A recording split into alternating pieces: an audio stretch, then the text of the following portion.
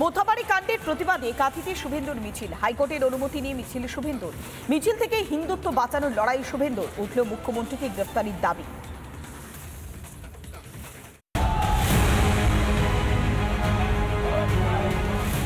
মমতার বিরুদ্ধে হিন্দু বিরোধী সরকার। কলকাতা হাইকোর্ট আগেই মিছিল করার অনুমতি দিয়েছিল। এবার মোথাবাড়ির ঘটনার প্রতিবাদে বিজেপির মিছিল বের হলো কাঁথিতে। মিছিল থেকেই মোথাবাড়ির ঘটনার প্রতিবাদে সরব হলেন বিরোধী দলনেতা শুভেন্দু অধিকারী। মমতা বন্দ্যোপাধ্যায়ের সরকারকে উৎখাত করার ডাক দেন শুভেন্দু। জুডিশিয়ারি আছে বলে পশ্চিমবঙ্গের গণতন্ত্র বেঁচে আছে। রামনবমীর মিছিলের অনুমতি পেতে গেলে সেটা বাঁকুড়া হোক বা অন্যত্র আদালতের দ্বারস্থ হতে পুলিশ আটকাক। মমতার পুলিশকে হিন্দু বিরোধী পুলিশ, এটা প্রমাণ করতে হবে। যেখানে বাধা দিবেন সেখানে রাস্তায় বসে পড়তে। কাঁথির মিছিল থেকে এদিন রাজ্যের বিরুদ্ধে হিন্দু বিরোধিতার অভিযোগ তুললেন শুভেন্দু। জিহাদিদের সরকার, মৌলবাদের সরকার, জামাতের সরকার, মুসলিম লীগ সরকার, চোরেদের সরকার, এর বিসর্জন হবে। জয় জয় শ্রীরাম। 6 এপ্রিল রামনবমীর মিছিল। মিছিলকে সফল করতে সব রকম উদ্যোগ নিচ্ছে বিজেপি। 1.5 কোটি মানুষ সেদিন রাস্তায় নামবেন বলে আশা প্রকাশ করেছেন শুভেন্দু অধিকারী। ঘরে ঘরে জয় শ্রীরামের গূঁজ উঠবেন, রামনবমী সফল করবেন। পয়লা বৈশাখের শুভেচ্ছা। অক্ষয় তৃতীয়ার দিন 30 এপ্রিল জালি হিন্দু মমতা ব্যানার্জি 7,000 পুলিশ নিয়ে দীঘাতে নাচবে, আর আমরা হোমযজ্ঞ করব 1 লক্ষ হিন্দু নিয়ে রেলের মাঠে। পুলিশকে আবেদন করেছে, অনুমতি দেবে না, কোর্টে যাব, অনুমতি নেব এবং হোমযজ্ঞ করে 1 লক্ষ হিন্দু জমায়েত করব। এদিকে মোথাবাড়িতে 11 এপ্রিল জেলা শাসকের দপ্তর ঘেরাও কর্মসূচি রয়েছে বিজেপির। মোথাবাড়ির কোথায় কোথায় যাবেন বিরোধী দলনেতা? শুক্রবারের মধ্যে কলকাতা হাইকোর্টকে সেই জায়গার নাম জানাতে হবে শুভেন্দু অধিকারীকে, এমনই নির্দেশ বিচারপতি তীর্থঙ্কর ঘোষের। হিন্দু ভোট হয়ে গেলেই রাজ্যের সরকারের পরিবর্তন হয়ে যাবে, সাফ বার্তা বিরোধী দলনেতা শুভেন্দু অধিকারী। এবং গোটা রাজ্য সেজে উঠছে গেরুয়া ধ্বজে।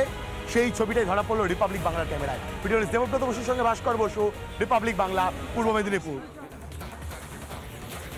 গলায় দাগ স্পষ্ট, মাথায় ঘাড়ে চোট, কোমর পিঠে কাঁধেও আঘাতের চিহ্ন স্পষ্ট রয়েছে। স্থিতিশীল হলেও এখনো পর্যন্ত বিপদ কাটেনি হিরণময় মহারাজের। বৃহস্পতিবার নার্সিংহোম থেকে ছাড়া পেয়েছেন তিনি। দুষ্কৃতীদের হামলার শিকার হিরণময় মহারাজের শারীরিক অবস্থা এখন কেমন রয়েছে শুনুন কি বলছেন চিকিৎসকরা।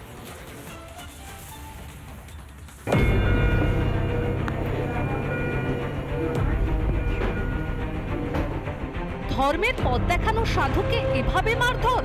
দুষ্কৃতীদের হাত থেকে রেহাই পাননি হিরণময় মহারাজও। কেমন আছেন হিরণময় গোস্বামী মহারাজ? চিকিৎসকেরা জানিয়েছেন মাথা ও ঘাড়ে গুরুতর চোট রয়েছে মহারাজের। কোমর, কাঁধ আর পিঠেও আঘাতের চিহ্ন স্পষ্ট। গলার গভীর দাগ যা এখনো দগদগে। চিকিৎসকরা বলছেন হিরণময় গোস্বামী মহারাজ স্থিতিশীল হলেও সংকট কাটেনি। আমার শরীরে ঘা, এটা আসলে ঘা নয়। আমার শরীরের ঘায়ের চাইতেও বড় ঘা আমাদের হৃদয়ে। যে ঘা সনাতনীদের উপর বারবার অত্যাচার হচ্ছে, সেটাই সবচাইতে বড় ঘা। আমার শরীরে একটু ঘা লাগলো, কিন্তু সে ঘা আমি সয়ে নিলাম, কিন্তু সনাতনীদের ঘা আমি সইতে পারছি না। হামলার শিকার হওয়ার পর হাসপাতালের বেড থেকেই প্রথম রিপাবলিক বাংলার সিনিয়র এডিটর স্বর্ণালী সরকারের মুখোমুখি হয়েছিলেন হিরণময় মহারাজ। কি বলেছিলেন তিনি শুনুন আরো একবার। কি হয়েছিল মহারাজ? আসলে ওই পাঠ সেরে যখন আমি বাইরে হাঁটাচলা করছিলাম, পাঠ শেষ হয়ে গেছে 11:30 হয়েছে, মানে 3-4 ঘন্টা পাঠলাম। পাঠের পরে একটু না হাঁটলে একটু কোমরটা ব্যথা হওয়ার পরে 2-4 ঘন্টা বসে থাকতে হয়। তো তখন আচমকা 3 দিন এলো এসে গলায় একটা দু সাইডে এমন ভাবে করছিল, আমিও ধরছিলাম। ধরার পরে তারপরে একজন পেছন থেকে মাথায় আঘাত করলো, জামা খুলে গেল, কেটে গেল। তারপর হাতে অস্ত্র দিয়ে হাতটা কেটে গেল। এদিনের হামলার ঘটনার প্রত্যক্ষদর্শীও রিপাবলিককে জানিয়েছেন হারহিম অভিজ্ঞতা। মহারাজি বললো আমাকে যাও এক দৌড়িয়ে একটু ফোনটা নিয়ে এসো। তারপরে আমি কিছু দূর গিয়েছি ফোন আনতে, তারপরে দেখি মানে কানে সাউন্ড আসে যে মহারাজে চিৎকার করে উঠলো। তো আমিও তখন দৌড়িয়ে যাই, তখন তার মধ্যে ওরা পালিয়ে যায়। 3 জন, মুখে কালা পট্টি বাঁধা ছিল। মহারাজ শুধু একজন আধ্যাত্মিক গুরু নন, তিনি বহু মানুষের আস্থা, বিশ্বাস, ভরসার কেন্দ্র।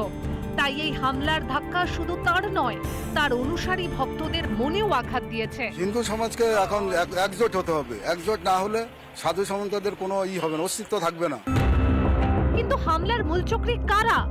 এখনো অধরা দুষ্কৃতীরা। এবং আক্রান্ত হওয়ার পর বেশ কয়েকটা দিন কেটে গেল, কিন্তু প্রশাসনিক স্তর থেকে কোনো তোড়জোড় নেই।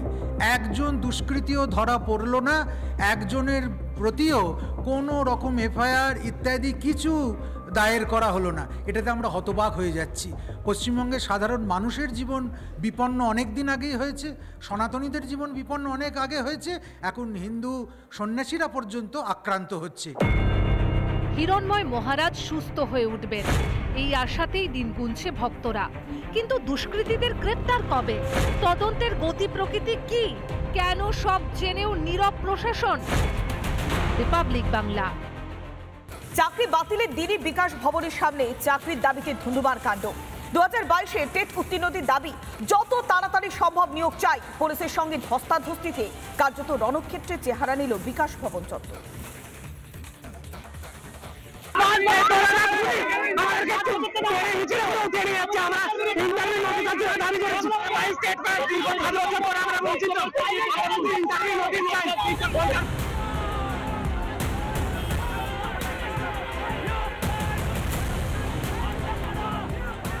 চাকরি চাই, চাকরি চাই, গগন বিদারী স্লোগান বিকাশ ভবনের সামনে। 2022 প্রাথমিক টেট পাস ও DL8 ঐক্যমঞ্চের তরফে এদিন বিকাশ ভবন অভিযানে ডাক দেওয়া হয়। তাদের রুখতে রাস্তায় বসানো হয় ব্যারিকেড।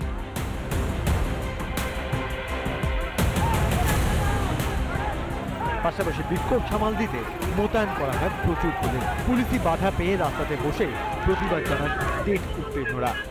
একটা সময় বিক্ষোভকারীদের সঙ্গে শুরু হয় পুলিশের ধস্তাধস্তি।